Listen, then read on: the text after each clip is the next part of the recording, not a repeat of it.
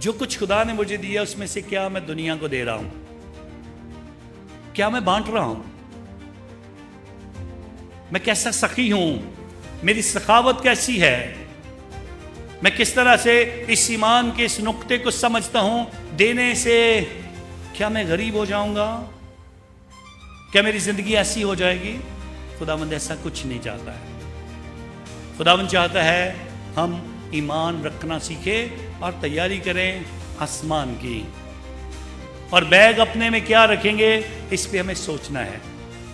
क्या सच्चाई होगी वहां पे, क्या रहम होगा वहां पे, क्या मोहब्बत होगी वहां पे, माफ़ी मैंने दी होगा किसी को, क्या मेरी तौबा होगी वहां पे। और इसीलिए खुदावंद के हुजूर,